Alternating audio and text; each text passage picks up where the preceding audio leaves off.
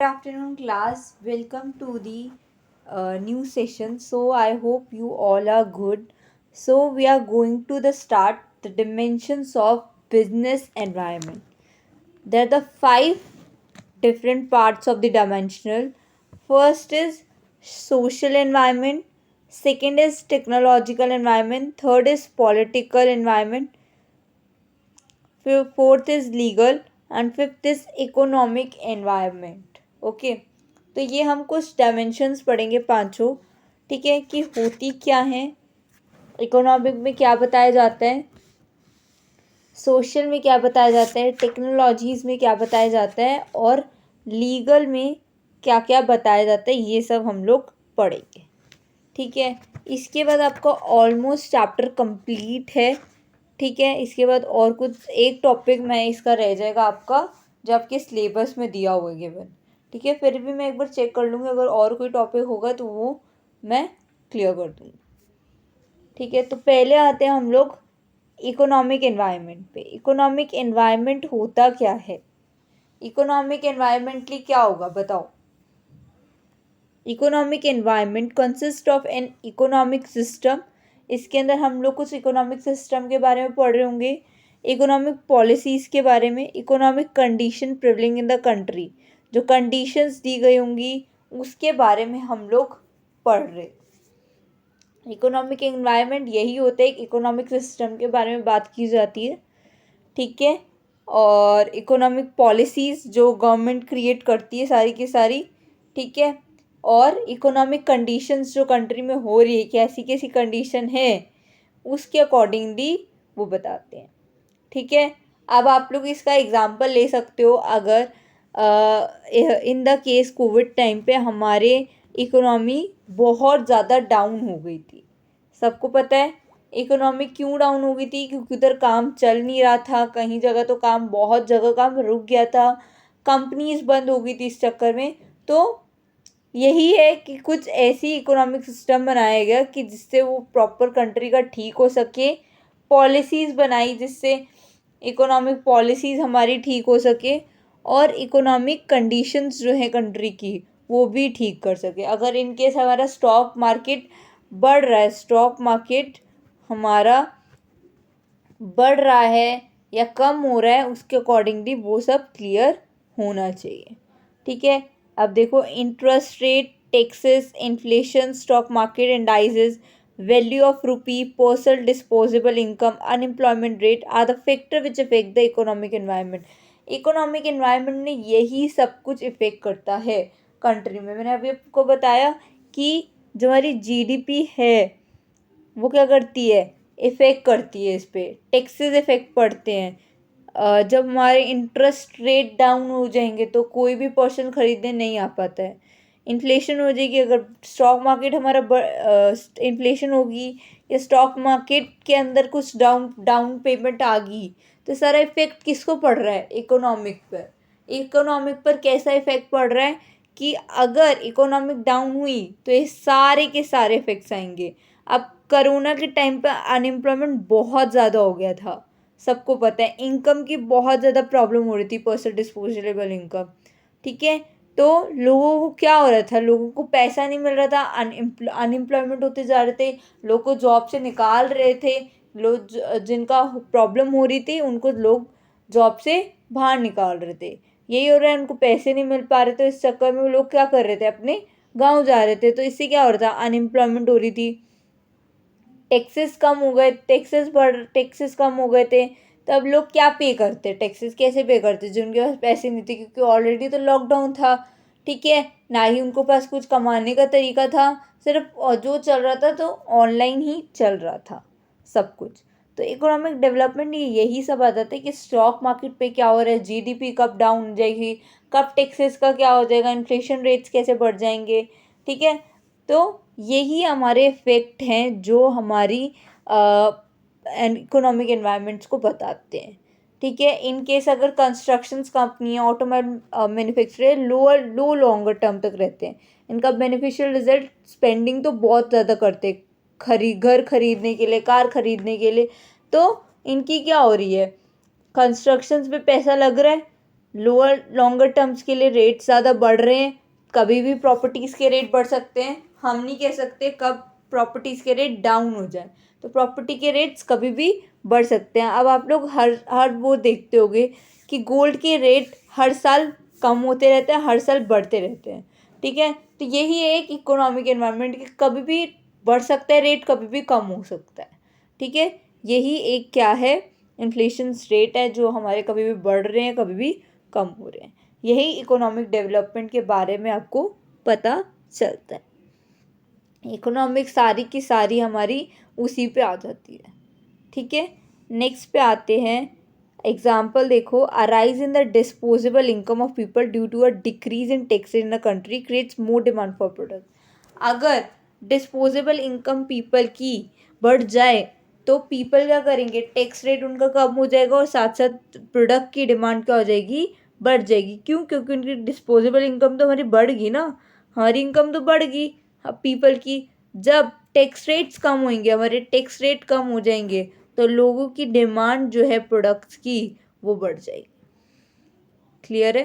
तो ये एक एग्जांपल है कि इन रेट्स कैसे कैसे कब बढ़ते रहते हैं, ठीक है। नेक्स्ट पे आते हैं, लीगल एनवायरनमेंट। लीगल एनवायरनमेंट क्या बताते हैं? Legal environment various law passed by the government, administrative orders issued by the government authorities, court judgment, as well as a decision rendered by the central, state और local government, ठीक है। ये क्या बताती है, कुछ ऐसे लॉ पास करते हैं जो गवर्नमेंट के थ्रू ही इशू किए जाते हैं, पास किए जाते हैं, ठीक है। सारे के सारे गवर्नमेंट उसकी ऑथोरिटीज़ लेती है, जजमेंट लेती है कि कैसे डिसीजंस लेना है, कमीशंस के थ्रू कैसी कैसी एजेंसीज हमें बनानी है, एंट्री लेवल कैसा रखने, सेंटर, स्टेट, लोकल, तो उनका सब कौन रखता है, लीगली सारा कुछ हैंडल करता है, जो गवर्नमेंट सारी हैंडल करती है ये सब। अब कैसे कर सकती है, देफोर कि आपको हर एंटरप्राइज को ओबे करना है अपने लॉ, रूल्स एंड रेगुलेशंस जो बनाए गए हैं गवर्नमेंट के थ्रू, वो लीगली है, ठीक है। वो क्या है, लीगली, वो हमें एक्सेप्ट करने ही पड़ेंगे, हमें रूल्स एंड रेगुलेशन के मानने ही पड़ेंगे, ठीक है। तो कुछ चीज़ें ऐसी है कि जो हम लोग लीगली फॉर्म में चलते हैं कि हाँ हमें लीगल है ये, हमारे लिए हमें करना ही करना है ये सब, ठीक है। तो बहुत ज़रूरी है कि हमें उनके रूल्स एंड रेगुलेशन, चाहे वो सेंट्रल के हो, स्टेट हो, लोकल गवर्नमेंट हो, सबके लिए वो लीगली एक ही है, ठीक है। जैसे अब cigarette smoking is unjust to health, तो क्या है ये, एडवर्टाइजिंग है, बट ये एक लीगल है गवर्नमेंट की तरफ से कि हमें उनको मानना चाहिए, ठीक है। उसके लिए हम लोग इससे अच्छा बेबी फूड बाय कर ले, मदर के लिए वो बेस्ट रहेगा कि एक एडवर्टाइज़र है, ठीक है। तो ये लीगली है कि आप कुछ अच्छी रूल्स एंड रेगुलेशंस उनको मान रहे हो, ना कि आप एल्कोहलिक प्रोवाइड करो, ना ही स्मोकिंग प्रोवाइड करो जिससे गड़बड़ हो। Understanding of legal knowledge is pre request for the smooth functioning of business and industry. ये क्या बताते हैं, लीगल नॉलेज बताता है, प्री रिक्वेस्ट की स्मूथ फंक्शनिंग होगी बिजनेस में, इंडस्ट्रीज कैसी कैसी है, ये सब लीगली बताते हैं कि आपको इस सब की नॉलेज होनी चाहिए। कि हमारे कंपनीज एक्ट जो 1956 में शुरू किया गया था, तो उसके बारे में हम लोगों ने यही बताया था कि वर्किंग हम लोग लीगली प्रॉब्लम्स क्रिएट तो नहीं कर रहे, कोई लॉ इधर उधर तो नहीं हो रहा है, लॉ में कोई प्रॉब्लम तो नहीं हो रही है। तो एक लीगल नॉलेज होनी, अंडरस्टैंडिंग होनी बहुत ज़रूरी है, ठीक है। कि कभी भी गवर्नमेंट कुछ कुछ ऐसे लीगल डिसीजंस ले लेती है जो हमें बाद में पता चल जाता है, ठीक है, हाँ ये चीज़ नहीं करनी है। अब उन्होंने प्रोवाइड करे कि कुछ मेट्रो में ऐसे मेट्रो में अगर आपको जाना है तो यू शुड प्रोवाइड कि आपको लीगल, आपको उनके रूल्स एंड रेगुलेशन वहाँ के मानने पड़ेंगे। आप मेट्रो में जा रहे हो, ट्रेन में जा रहे हो, तो वहाँ के रूल्स और कुछ लीगल होंगे जो वो सब नहीं करने, ठीक है। तो ये है हमारे लीगल एनवायरनमेंट, ठीक है।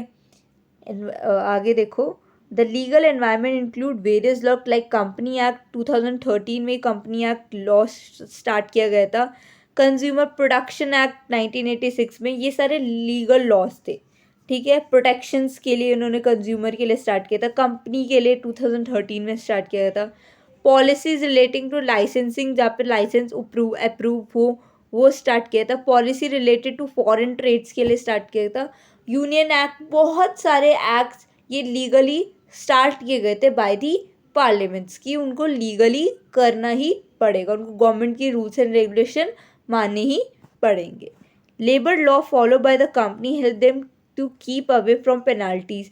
लेबर लॉ के लिए फॉलो किया जाता है कि आपको पेनल्टी से दूर रहना है, कीप अवे फ्रॉम पेनल्टी, कि आपको पेनल्टीज पे ना करें, क्योंकि लेबर्स जो होते हैं उनको कुछ ना कुछ पैसे की प्रॉब्लम हो जाती है। तो यही एक लीगली उन्होंने एक रूल बनाया कि आप हर कंपनी का रूल्स अलग अलग होता है कि आपने इस टाइम पे आना है प्रॉपरली, इस टाइम पे आपका लंच होगा।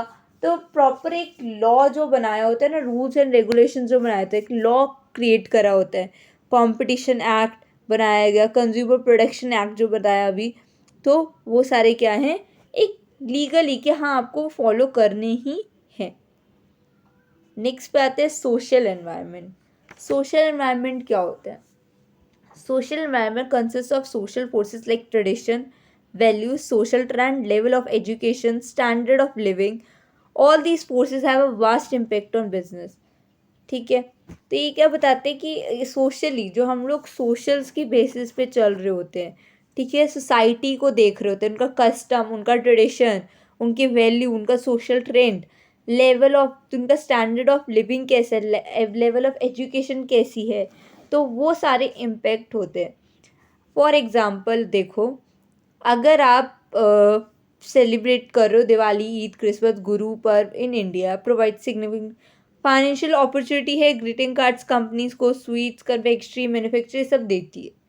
ठीक है, वैल्यू है कि आप वैल्यू उसको रख रहे हो, कॉन्सेप्ट की सोसाइटी में अपनी हाई एस्टीम के अकॉर्डिंगली इंडिया में हो रहा है, फ्रीडम दी जा रही है, सोशल जस्टिस दी जा रहे हैं, इक्वालिटी हो रही है, अपॉर्चुनिटी, नेशनल इंटीग्रेशन हो रही है। तो ये सारे क्या हैं, एक बिजनेस टर्म के अकॉर्डिंगली अगर बताऊँ तो एक मार्केट में कैसी रिस्पॉन्सिबिलिटी है सोसाइटी के अकॉर्डिंगली, उनको कैसी कैसी अपॉर्चुनिटी मिल रही है, ये सब हमारे लिए क्या है, social environment. Social environment socially ही प्रोवाइड करवाता है।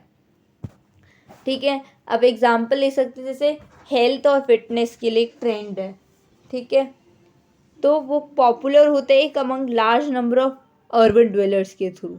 ठीक है, ऑर्गेनिक फूड है, डाइट सॉफ्ट ड्रिंक्स है, जिम्स है, बॉटल वाटर है, फूड सप्लीमेंट्स है, ये सारे के सारे क्या हैं, सोशली हम लोग यूज़ कर रहे हैं ताकि लोगों को नुकसान ना हो। हम लोग किस बेसिस पे करते कि इफ़ेक्ट किसको ना पड़े, कस्टमर को इफ़ेक्ट ना पड़े। अगर कस्टमर को इफ़ेक्ट पड़ेगा तो कोई भी ख़रीदने नहीं आएगा। ठीक है, अब स्मोकिंग है, जो तंबाकू लेते हैं लोग, लिक्विड लेते हैं, तो ये सब ना लेकर इससे अच्छा कि कुछ ऐसी चीज़ें लें जिससे सोसाइटी को भी हार्मफुल ना हो। ठीक है, नेक्स्ट है टेक्नोलॉजिकल एनवायरनमेंट। टेक्नोलॉजिकल एनवायरनमेंट क्या बताता है? It consist of scientific improvement, innovation which provide new way of producing goods, rendering services, new method, technique to operate a business. अब ये टेक्नोलॉजिकल तो हम लोग को पता है, जो हर टाइम चेंज होती रहती है, डायनेमिकली अडॉप्ट हमें करना पड़ता है।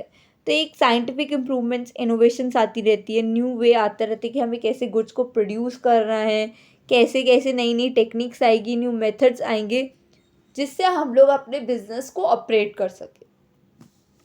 ठीक है, एक ऐसी चीज़ें हैं कि हाँ हमें कहाँ पे इम्प्रूव करना है, अपने कहाँ बिजनेस को लगाना है, कहाँ पे पैसा लगेगा, कहाँ पे नहीं, तो ये सब चीज़ें हमें ऑपरेट करनी पड़ती है।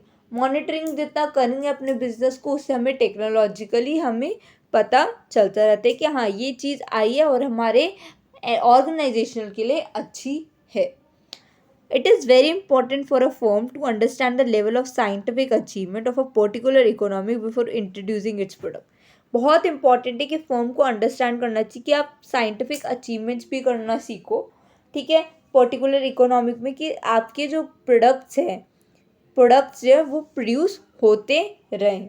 ठीक है, at the rate of the, अगर हम लोग साइंटिफिक अचीवमेंट्स हम लोग करेंगे पर्टिकुलर इकोनॉमिक्स के अंदर ही, तो हमारे प्रोडक्ट्स ज़्यादा से ज़्यादा इंट्रोड्यूस किए जाएंगे। जितने ज़्यादा हमारे प्रोडक्ट्स इंट्रोड्यूस किए जाएंगे उससे हमें बेनिफिट्स होता रहेगा कि हाँ ये हमारे प्रोडक्ट्स हैं। आजकल जैसे बहुत सारी साइट्स हैं जो टेक्नोलॉजीज़ के थ्रू आती रहती हैं, www वर्ल्ड वाइड वेब, ठीक है, www.com, फ्लाइट ठीक है, एयरलाइन, बहुत सारे जिससे हम लोग बहुत कुछ कर सकते हैं आजकल के टाइम पे। फूड प्रिजर्वेटिव, जोमेटो ले लो, अमेजोन ले लो, ऑनलाइन शॉपिंग कर लेते हो, जोमेटो, स्विगी, फ्लिपकार्ट, ठीक है। तो बहुत सारी, आप एयर फ्लाइट्स के लिए bookbus.com, रेड बस, बहुत सारी जिससे हम लोग अपने कम्युनिकेशन भी कर सकते हैं लोगों से वीडियो कॉल पर। कोई ऐसी थ्रेट्स, कोई अपॉर्चुनिटी है जो हम लोग, बहुत सारी ऐसी चीज़ें जहाँ पे हम लोग नॉर्मली टेक्नोलॉजी का यूज़ करते हैं, और आजकल के टाइम पे हर कोई टेक्नोलॉजी का यूज़ कर रहा है, ठीक है। E-commerce has changed the scenario of doing the business, buying goods and availing services at the click of a mouse or through mobile. Digital India initiative by the government and make towards a paperless society. अब आजकल के time पे क्या हो गया, e-commerce ज़्यादा use होने लग गया है। क्यों? अभी मैंने आपको बताया कि हम लोग कहीं से भी शॉपिंग कर लेते हैं आजकल। कई लोग बाहर जाना पसंद नहीं करते, तो लोग घर बैठे शॉपिंग कर लेते हैं और वहीं से सामान मंगवा लेते हैं। वो मंगवाया,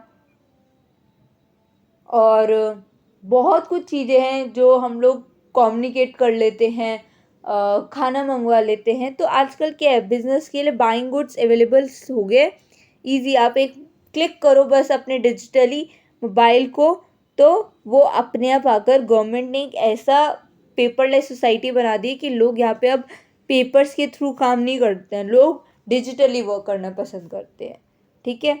जितना वो लोग मतलब आजकल के टाइम पे तो मोस्टली यही होगा कि डिजिटली ही लोग काम करना प्रेफर करना पसंद करते हैं। लोग बाहर ना जाकर, कईयों के काम तो ईज़िली घर बैठे हो जाते हैं। आप पासपोर्ट बनवा लो, घर बैठे पासपोर्ट बन जाएगा। आप टिकट बुक्स करनी है आजकल, पेटीएम्स बहुत जगह पे होती है, पेटीएम्स पे हो जाती है, तो वो टिकट हो जाती है। मूवी टिकट्स की, ट्रेन टिकट्स, एरोप्लेन टिकट्स, तो ये सारी घर बैठे की आजकल बेनिफिट्स यही हैं सब कुछ। अब ये तो नहीं होता कि आप लोग पहले वहाँ जाओ, ट्रेन के टिकट्स पहले लाइनों में लगो, बट आजकल नहीं है, आजकल ई-कॉमर्स लग गए, तो लोग जाते हैं और अपना काम कर कर आ जाते हैं। लास्ट है पॉलिटिकल एनवायरनमेंट। पॉलिटिकल एनवायरनमेंट क्या होता है? पॉलिटिकली जो गवर्नमेंट के थ्रू होते हैं, it means that the action were taken by the government which potentially affect the routine activity of any business or company or on a domestic at the global level। या तो वो business का accordingly चल रही होगी, company होगी, चाहे domestic हो, इंटरनेशनल हो या ग्लोबल लेवल हो। तो ये सारे के सारे डिसीजंस कौन लेता है? रूटीन एक्टिविटीज़ के गवर्नमेंट लेती है, ठीक है। सारा काम पॉलिटिकल का गवर्नमेंट ही करती है, चाहे वो स्टेबल रहे, पीस होकर काम करे, कंट्री के लिए गवर्नमेंट ही प्रेजेंट होती है, ठीक है। The success of business and industry depend upon the government. जितनी भी सक्सेस ऑफ बिजनेस इंडस्ट्री सारी किसके डिपेंड्स है? गवर्नमेंट के। Attitude towards the business and industry, जितना भी एटीट्यूड है बिजनेस के अकॉर्डिंगली, इंडस्ट्री के अकॉर्डिंगली, स्टेबिलिटी ऑफ गवर्नमेंट है, पीस इन द कंट्री बहुत ज़रूरी है। स्टेबल होना और पीस रहना कंट्री में एक स्पेसिफिक एटीट्यूड बताता है गवर्नमेंट का कि वो कैसे रिप्रेजेंट कर रही है अपने होल जितने भी उसके बिजनेस हैं, कैसे वो सक्सेस कर रही है एक टाइम पर, अपनी इंडस्ट्री सक्सेस कर रही है। तो वो क्या है? Political environment. क्लियर है? एग्जाम्पल देखो, political stability and central government attitude towards the business industry employment has attracted many national international business entrepreneur to invest in India। जितने भी पॉलिटिकल स्टेबिलिटी है और सेंट्रल गवर्नमेंट है, उनके एटीट्यूड के accordingly towards the business industry, वो employment क्या करती है? अट्रैक्ट करती है।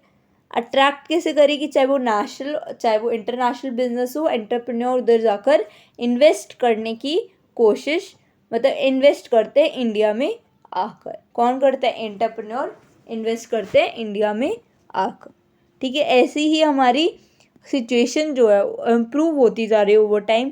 पॉलिटिकल कंडीशंस भी हमारी, एटीट्यूड ऑफ गवर्नमेंट ऑफिशियल्स जो है towards business have other positive और नेगेटिव इम्पैक्ट भी दोनों ही दिखा रहा है आजकल, ठीक है। तो यही था हमारा आज का टॉपिक, मैंने ख़त्म करा दिया छोटे छोटे टॉपिक से।